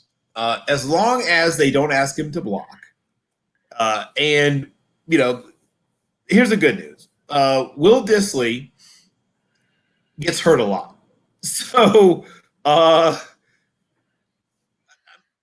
means there's an opportunity for him to not share the load as much. Gerald Everett and Will Dissly are two interesting players that you're sort of hoping they don't end up with a tight end by committee situation, because that's obviously a nightmare. But Everett is the better receiver of the two. Dissly's the better blocker of the two. So this comes down to that. Remember that battle for the soul of the Seahawks offense we talked about earlier? Remember that? They do indeed become a running team.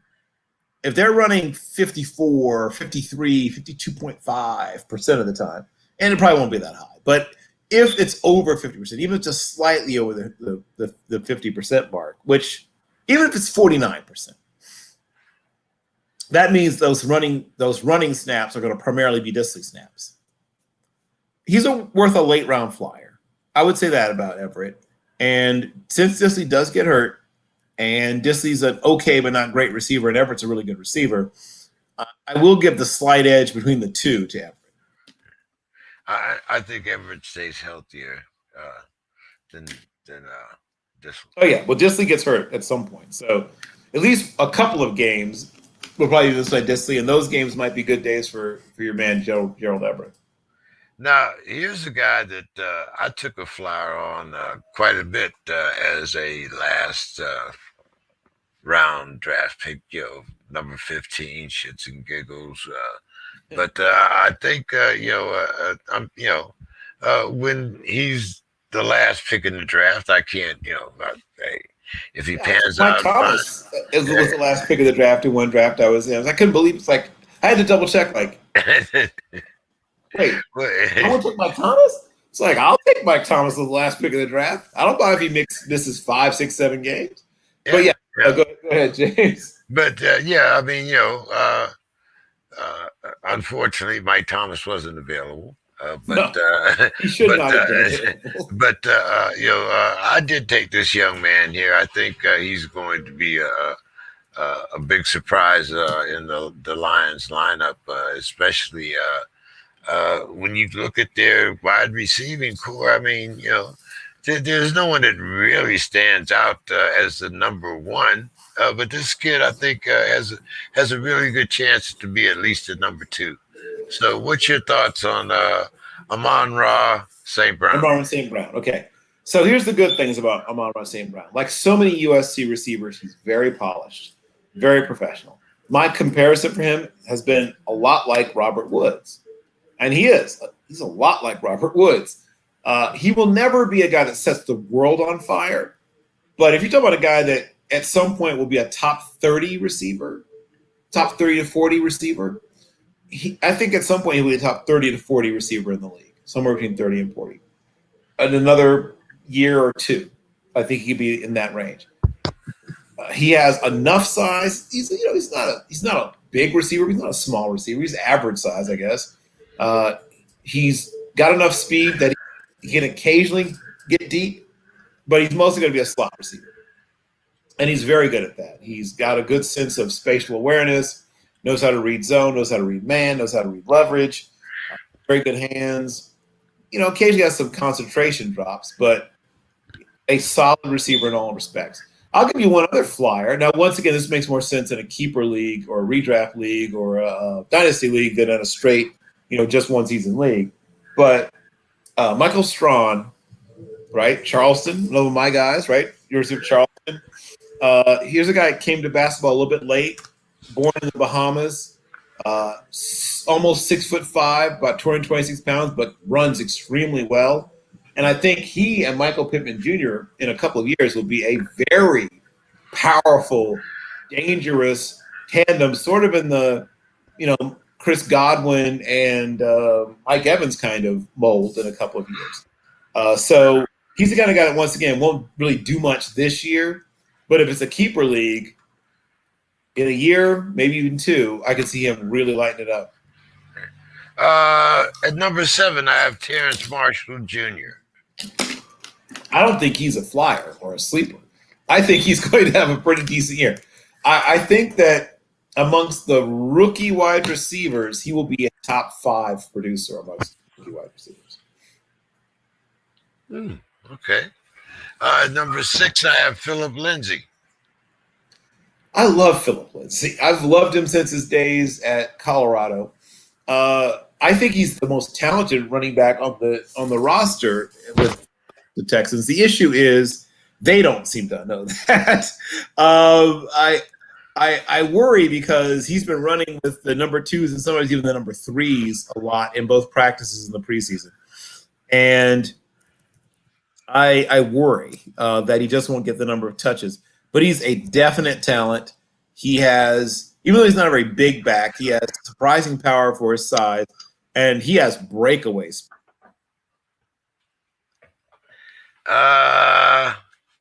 Number 5, Trey Lance. Once again, if we're talking about a one-year league, like you're not going to have him next year, this might not be that great a pick.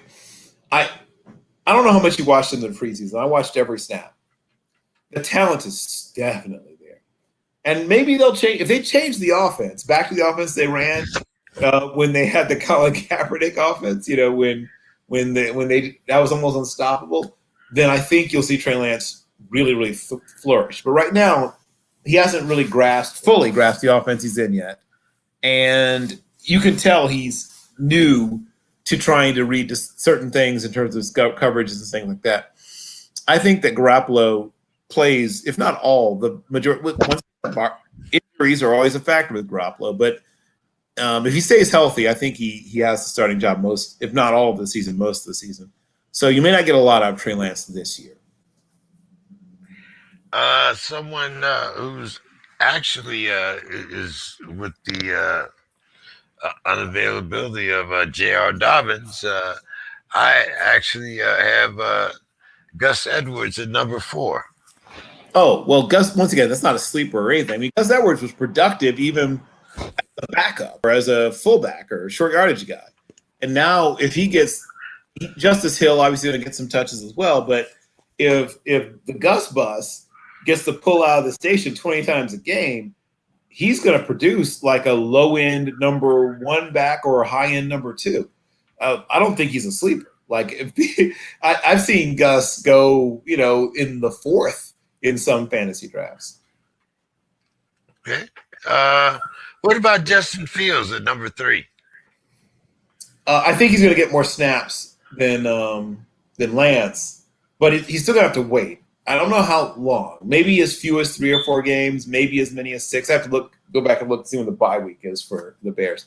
I think their plan, at least at this point, is to give every chance to Andy Dalton and wait until Andy Dalton either gets hurt or stinks. And if he doesn't get hurt or stink, it'll take a while before Fields sees the field. But I think he'll see it before Lance. And once again, in a dynasty or a sleeper league, he's a must draft. In a 1-year league, you're going to have to wait a while. But once again, if you've got another quarterback who could, carry the load for you until he gets his chance, then it's worth a flyer late. Yeah, I don't think even in a 1-year league, Trey Lance or Justin Fields, I don't think you could go wrong if you have a substantial starter and you could pick him up as a bye week starter or a second team quarterback. I think they could both be, depending on who your first guy is. At number 2, I have Elijah Moore. I'm a big fan. I'm a really big fan. I just hope he stays healthy. I mean, obviously, he's already gotten off to kind of a shaky start in terms of availability. But if he's able to be healthy, I mentioned earlier that I thought Terrace Marshall would be the number, top 5. Elijah Moore has a chance to be the number 1 rookie, even over Jamar Chase. I said it. But I think he'll be in a good fight with Jamar Chase for the number 1 most productive rookie wide receiver this year. So health is the only thing that worries me. Now, a guy that every year he doesn't put up bad numbers, but he doesn't put up the type of numbers that you expect. And I realize that Keenan Allen is there, but Keenan Allen spends a lot of time in the injury report. And I'm talking about Mike Williams. Well, Mike Williams also spends a fair amount of time on the injury report as well. If that's your concern. So Mike Williams is a guy who has become a red zone threat. He's a big, strong kid, really good at going up and, as they mossing people, but he can't run like Randy, but he's really good at jumping up and taking the ball off guys' heads, that kind of thing. He's not great in every part of the game. He's not, an elite wide receiver in certain parts of the game. He's, not a super great route runner and probably never will be, which is okay, I guess, because he's a, big, strong sort of power Z who just jumps over people a lot of times and catches balls, like I said, off their heads. Once again, I don't consider him a flyer, but he's a classic wide receiver 2 or 3, depending upon what your depth is like.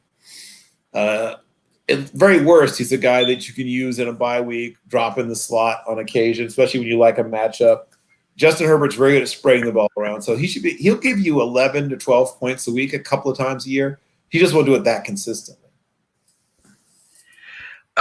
Any good players as far as Sunday performance is concerned, not necessarily fantasy performance, but is there any good players that you think that you should that has a low fantasy value? Okay, so there's a lot of players that are good players that have a lower fantasy value just because of the situation around them. Yeah, like Kyle Murray, for instance. Well, Kyler Murray's going to have a huge fantasy season, so that's a good example. Kyler Murray's going to put up stupid numbers.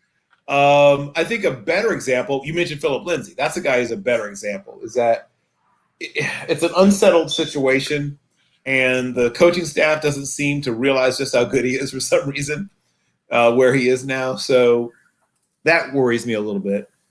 His old teammate, Melvin Gordon, is in a somewhat similar situation. We'll see if Teddy can settle that offense, and if Teddy settles that offense, and if he throws the ball to Gordon as well as Gordon getting touches in the running game, he has a chance to be a good, not late round, but middle round pickup. Like you get him in the 7th round or 6th round, even depending on how deep if it's like a 12 or more team draft and you get him in the 6th or 7th, you've done all right. If it's a 10-team draft, you can wait another round or so. But I think both of those former Raiders running backs are solid RB3 to 2-ish, flex-ish kind of guys who are going to give you some good production.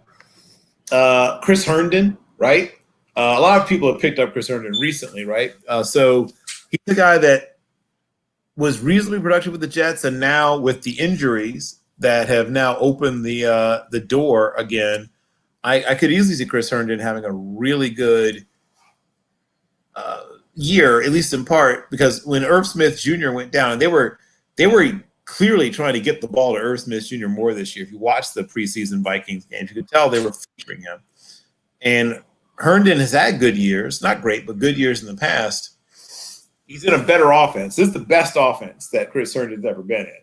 He has a chance to put up some nice fantasy production. Deebo Samuels. Yeah, once again, not a sleeper. Deebo is a guy that's going in the middle rounds of pretty much every draft he's in. And he's that classic rack guy, right? Most of the balls he catches are between 3 and 12 yards down the field, and then he takes off. He breaks the tackle. He jukes a guy. And, he could turn a little thing into a big thing pretty quickly, which is true of a lot, actually, of the 49ers receivers. But he is a classic example of one of them. I think he's going to have a really solid year. And, once again, the only concern is if Lance is back there and he's taking off when he doesn't like what he sees as opposed to throwing the ball, that's obviously taking opportunities away from your receivers. But if they end up sticking with Garoppolo, I could see Deebo having a huge year because Garoppolo's not about to take off and run. DeAndre Swift. You mentioned being worried or scared about injuries. Then DeAndre Swift might not be your cup of tea. I don't know if he's ever played a full season. I'd have to go back and check. I don't think so. So I do know I know that DeAndre Tyson Swift has, once again, talent. Like, he's a talented guy. I am definitely concerned about his ability to stay healthy because he's never done it. That would be why. So if he's a bargain, if you're picking him up late, you don't care so much about that. And could he have a couple of weeks where he looks really, really good? He certainly could. But, he's had a groin. Just every year there's something. And I think that Jamal Williams and Jamar Jefferson, and particularly Jamar Jefferson, who's just a rookie, could start to show what they can do. And even when he comes back, he could end up having some touches vultured from him. Jamal Williams could be becoming the guy that, catches a lot of balls out of the backfield because he's really good hands and could vulture him sometime in the red zone because he's a good between the tackles and strong guy. And then Jamar Jefferson, though he's not a freak athlete, he's very quick. Sort of a guy who can see being a change of pace back. So DeAndre Swift needs to come back, one, healthy, and do it quickly, and then two, hold off the challenge from two runners, including one that they picked up in free agency and are paying a decent amount of money to Jamal Williams. They're not going to spend that money for him just to sit on the bench. So that's the only concern I have about Swift. Is one, he's got some touches vultured away from him, and then two, the main one though is injury. Ooh, yeah. Okay, I might as well end the program on a controversy. What about the fantasy value of one Mr. Pollard? Can we really can we depend on Ezekiel Elliott to stay healthy? And Pollard is a much better receiver. Yeah. Well, I'm not. I think Ezekiel is going to be healthy. I just think that you're going to see Pollard more and more. Pollard went from being a guy that they were looking at as just a change of pace third and down back, and then when he had to play more, they saw, oh, He can play a little bit. Yeah. I think that was the main thing, is that you can't unsee that. You can't unsee that like once you've seen it, you can't say to yourself, well, we're going to just we're going to Men in Black this thing and just pretend that we're going to give all the touches to Ezekiel Elliott.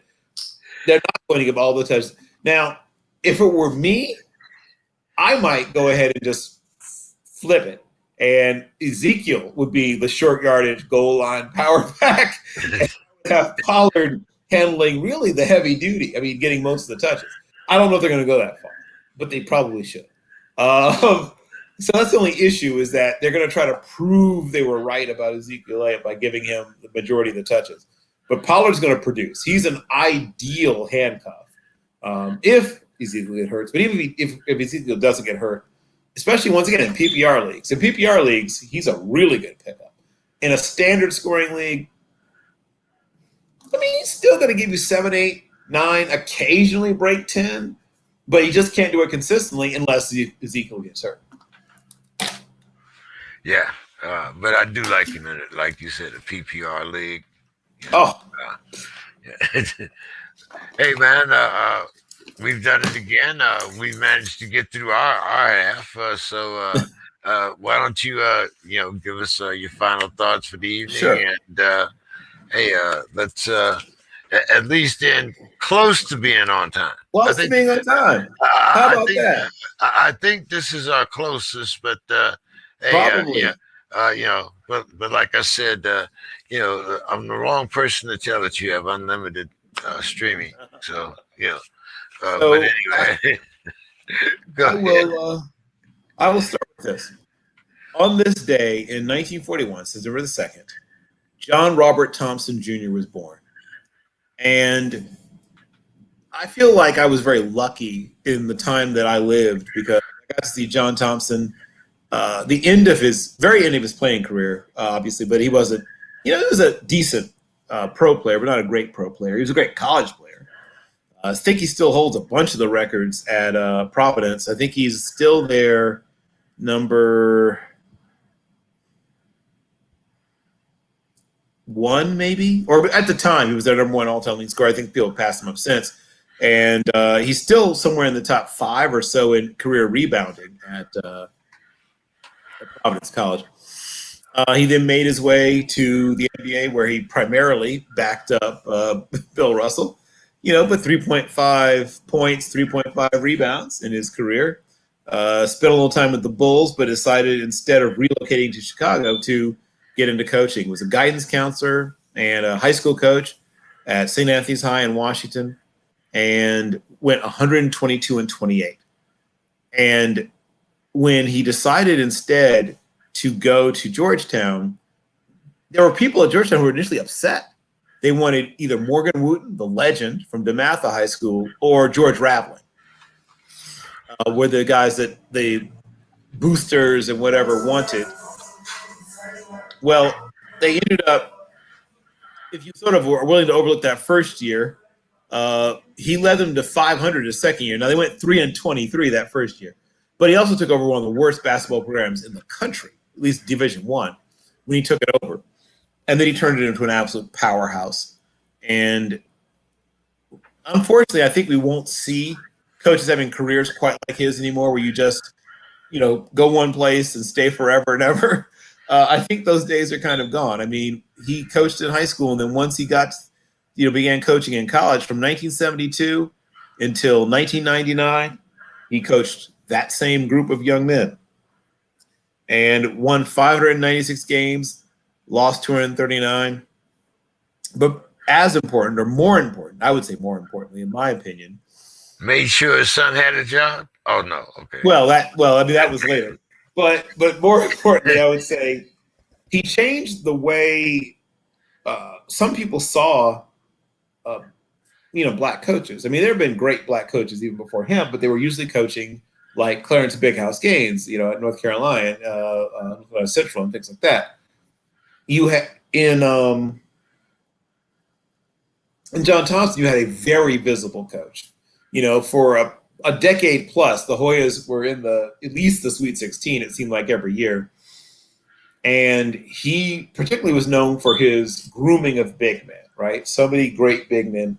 Pat Ewing, Alonzo Mourning, Dikembe Mutombo amongst them, and so he stood up for his kids. Right, and he stood up for his kids. Right, when Allen Iverson was being recruited, and then there was the racial incident at the bowling alley, Lefty Driesell, Dean Smith, and many others suddenly lost interest, backed away. Not John Thompson. John Thompson would visit him even then, and would call him while he was locked up and check on him and all kinds of things. And so when Iverson got out, and the case ended up not going. He got probation and some community service time served, whatever. But at that point, when it became clear he was going to be able to play, when the others tried to get back in the game, it was like, no, Coach Thompson, this is my man, right? So Coach Thompson is fiercely devoted to his players. He was one of the last coaches also to really, at least in basketball, to really restrict media access to his stars. Nowadays, I don't know if that would fly, but he was able to really keep some of the pressure and some of the scrutiny away from his players in a way that I don't know if any coach really can nowadays, but he was terrific about that. He helped his young men become better people. He helped them become better players. He helped them to have better lives. He helped them to realize that wherever they came from, whatever had happened to them before, they could hit the reset button and have a chance to become somebody better or someone different. So when we lost John Robert Thompson Jr., we lost, and it wasn't that long ago, I think it was just about a year ago, we lost literally a giant, right? 6'10" and 300 pounds, but a giant in the coaching industry and a giant in the molding of young men. And there's not many left like him. So that's my final thought is I hope, one, that schools will be willing to take a shot like Georgetown did, even though they were terrible at the time, would take a shot with a young coach who had only coached at the high school level, was playing not that many years before. In fact, he was very young when he got the job, and then stick with them after they go 3-23. That's the thing that you don't see so much anymore. I mean, nowadays, no matter how bad a team is, you go 3-23, you might not last to get to turn it around. But that's that I still miss John Thompson, and like I said, I don't know if we'll ever see one quite like him. Yeah, watching John on the sidelines was something very memorable, to say the least. And yes, and then to watch, Patrick and Alonzo, and just that the great alumni, from Georgetown, Yep, downtown Freddie Brown. And, all of those. All right, hey Bill, good talking with you this Thursday, man. And I will see you Monday, or will you be around or not? Maybe. Okay. All right. Definitely not the Monday. No, wait, hold on. Let me do the math. Wait, because I have unlike me, but very much like Demetrius. No, I think I'll be okay. I'm trying to do let me see, because I have a flight on the 12th. I'll be back. So I think I'll be okay for next. I should be okay. Actually, I think I will be okay for next Monday. And I think about it. I should be okay for next Monday. All right. Well, you let me know. Because that's Labor Day, right? That's Labor Day, right? Is it next Monday or the Monday after? No, you're right. It is this Monday. Yeah, it's Labor Day. I should be fine. Yeah. Well, actually, we won't have a show this Monday. We will have one the Monday after. Oh, okay. It won't be this. It won't be this Monday. It will be the Monday after. Got it. Okay. Just due to everybody's logistics. So, I will see you next Thursday. Then you will see me next Thursday. Yeah, because I'll be. Let me see. Yeah, I will be available. Yes, I will see you then, sir. All right. So you have a good night. Talk to you You next too. week. You will. Good night. Yeah. Thanks everybody for joining us as usual. Hope we provided at least some entertainment, if nothing else. So have a great weekend, and we'll see you next Thursday right here on the Sports Grid. 1 week.